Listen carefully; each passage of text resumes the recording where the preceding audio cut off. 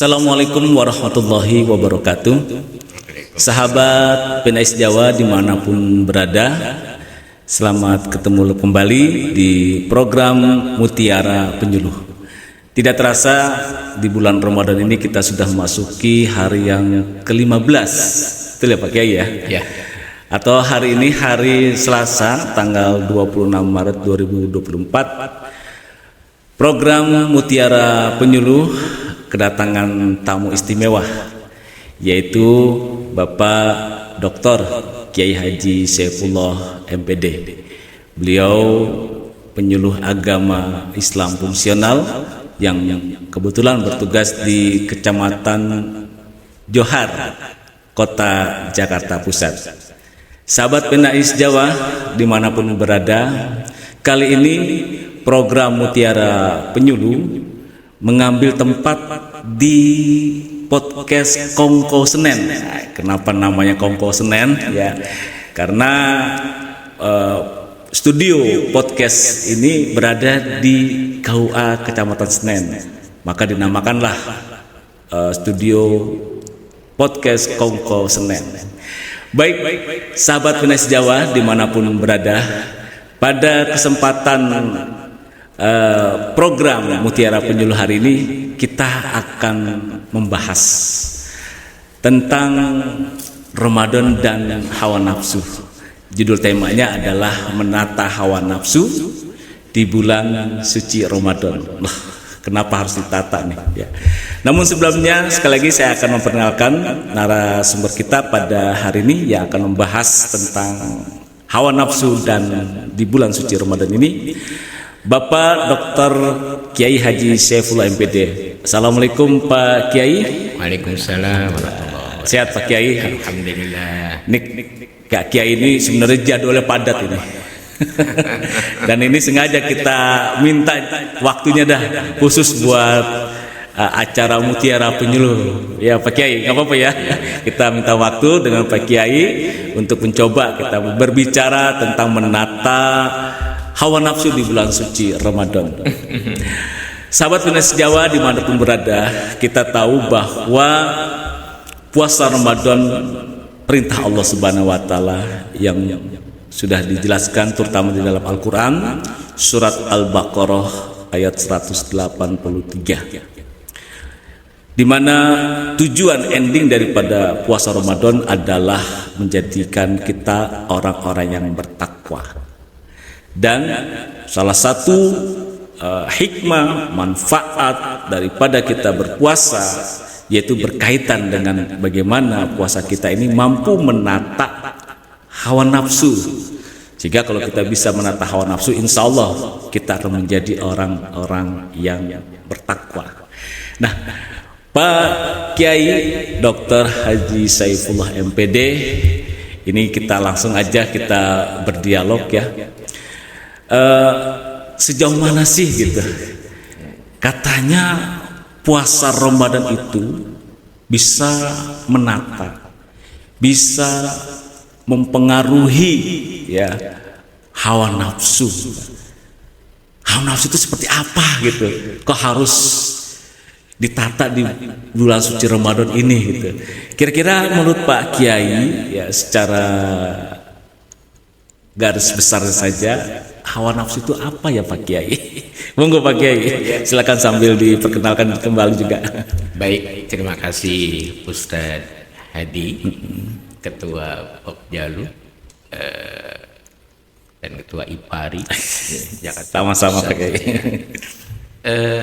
Pada dasarnya bahwa hawa nafsu itu adalah suatu dorongan, suatu keinginan untuk terpenuhinya suatu kesenangan.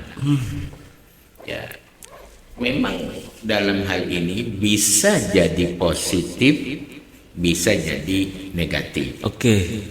Nah, terkait dengan Ramadan ini, ya, memang salah satu bagian daripada yang bisa mengendalikan nafsu itu adalah puasa. Bisa Oleh karenanya mengendalikan. orang yang berpuasa Oke, itu berpuasa. insya Allah nafsunya bisa dikendalikan, bisa betul. ditata dengan baik. Semisal apa?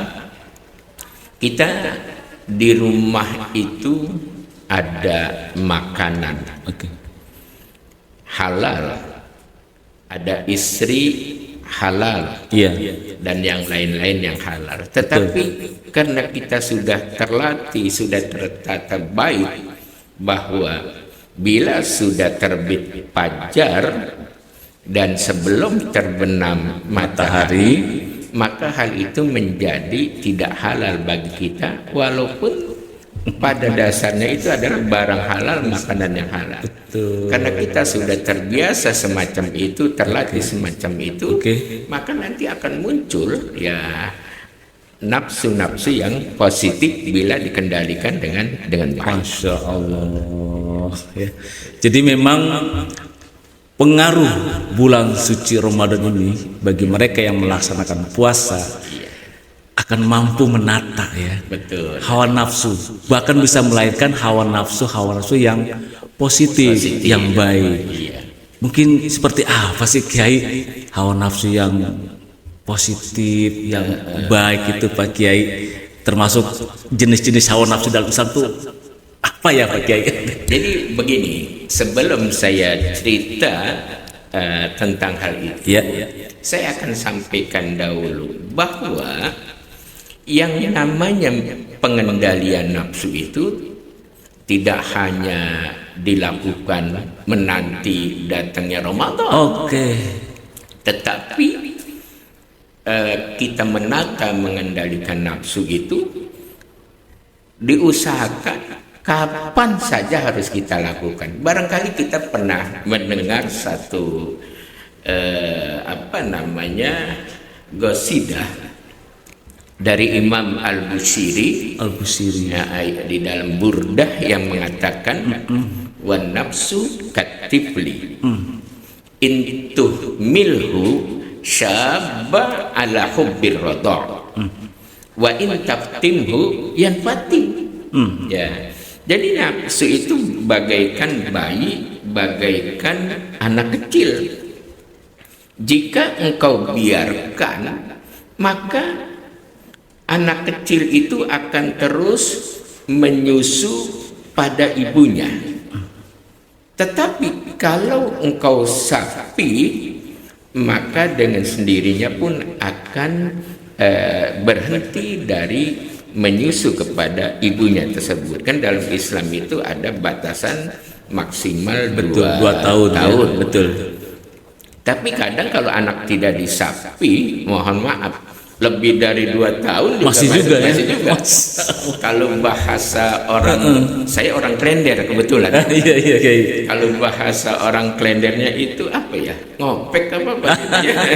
Walaupun ibunya itu sudah tidak keluar lagi air susunya. Gitu ya. Iya. Ini mohon maaf. Gak apa-apa Kiai. Jadi apalagi dengan adanya bulan Ramadan ini akan semakin bagus, saudara. Semakin bagus. Kita bisa alihkan kepada bagian-bagian yang positif, termasuk ya di dalam sholat tarawih itu juga ada nafsu yang positif, ada nafsu yang negatif. Nah, iya itu gimana Kiai? Ya contoh, biasanya orang sholat tarawih itu standar antara 30 menit. Baik. Bahkan sampai 45 lebih dari menit. 30 menit ya. Lebih dari itu. Tapi kan sekarang ada orang yang kemarin ramai viral ya. Iya. Itu 2 rakaat hanya 15 detik. Iya, hitungan detik Kiai. Iya betul. Jadi dia beralih bahwa ketika MUI, NU Muhammadiyah itu membicarakan tentang hal itu, dia bilang bahwa itu bagian daripada tradisi leluhurnya. Yang namanya ibadah itu bukan tradisi. Harus ada aturan-aturan. Makanya kata ulama ya dalam hal ini, kalau nggak salah Imam Abu Madyan yang mengatakan maniktaba bitta'abbudi duna fikhin kharaja wa btada'a wa maniktaba bil fikhi duna wara'in igtarra wan khada'a. Barang siapa yang merasa puas, merasa cukup dengan ibadahnya yang tanpa didasari dengan ilmu fikih, yang ilmu itu adalah dalilul amal, maka dia akan kharaja wa btada'a, dia akan keluar daripada aturan-aturan syariat dan dia akan menjadi ahlu bid'ah. Kenapa? Karena contoh dalam sholat itu kan ada rukun qauli, rukun fi'li, rukun qalbi, dan sebagainya. Ada sunnah amat, sunnah hayat. Betul. Baik, selanjutnya wa maniktaba bil fiqhi duna wara'in igtarra wan khada'a. Barang siapa yang merasa cukup dengan ilmu fikih tapi tanpa ada warok di situ, maka dia bisa jadi tertipu dan terpedaya oleh setan. Nah, makanya tadi yang di awal saya katakan, ya orang yang merasa cukup dengan ibadah tanpa ilmu fikih, maka dia akan keluar daripada aturan-aturan syariat dan dia juga bisa jadi menjadi ahli bid'ah. Dan yang selanjutnya, kalau orang merasa cukup dengan ilmu fikih saja tanpa diimbangi, diiringi dengan warok, maka dia akan tertipu dan terpedaya. Tertipu juga, terpedaya. Itu, saudara saya. Baik Kiai. Ini luar biasa ya, bulan suci Ramadan ini dalam mengendalikan hawa nafsu ya Pak Kiai ya. Kira-kira dari Pak Kiai tips ya, bagaimana sih kita bisa gitu mengendalikan hawa nafsu sehingga kita nggak termasuk orang yang terpedaya gitu ya, tertipu oleh hawa nafsu Pak Kiai. Ya, pertama kita harus selalu muraqabah ya. Muraqabah itu kita seperti orang yang selalu diawasi oleh zat yang maha kuasa, yaitu Allah Subhanahu wa Ta'ala. Kayak di istilah SN itu ada waskat ya. Betul. Pengawasan melekat. Jadi kalau ada orang yang selalu di bawah kamera CCTV, maka di situ akan tentu dia tidak akan berani melakukan hal-hal yang melanggar hukum. Termasuk dengan jiwa muraqabah kita kepada Allah, maka kita tahu bahwa keberadaan kita itu tidak lepas dari pengetahuan Allah Subhanahu wa Ta'ala, tidak lepas dari pandangan Allah. Apapun yang kita lakukan akan diketahui oleh Allah. Makanya bagian muraqabah ini sangat penting. Yang kedua, zikrullah. Ya, kita harus selalu ingat kepada Allah. Kemudian yang ketiga, kita harus mukhalatatus sholihin. Kita harus bergaul dengan orang-orang yang soleh. Kenapa? Karena bergaul dengan orang-orang soleh itu akan mengingatkan kita, akan memotivasi kita untuk menjadi orang yang lebih baik lagi. Sehingga hal-hal yang bertentangan dengan aturan-aturan agama itu bisa kita kendalikan. Seperti yang saya sampaikan bahwa lakal izzu itu ada kemuliaan buat kita kalau kita berada pada lingkungan yang mulia. Tetapi sebaliknya ada juga kita akan mendapati kehinaan kalau kita berada pada lingkungan yang hina. Makanya lingkungan-lingkungan yang bagus itulah yang harus kita ikuti.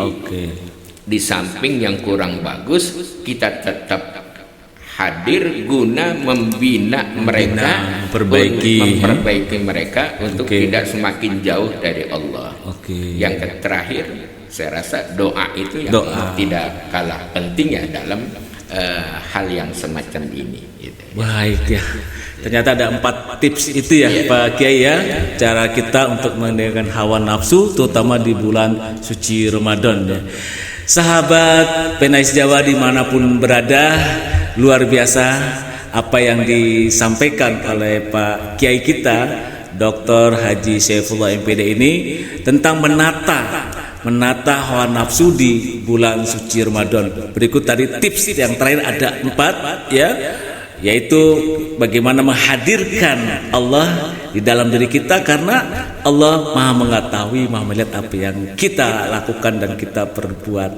Yang kedua yaitu zikrullah, ya kita selalu mengingat Allah.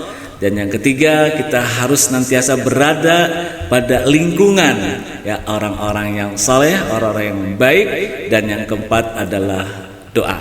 Mudah-mudahan apa yang disampaikan oleh Kiai kita Dr. Saifullah MPD ini bisa membawa manfaat yang banyak buat kita semua.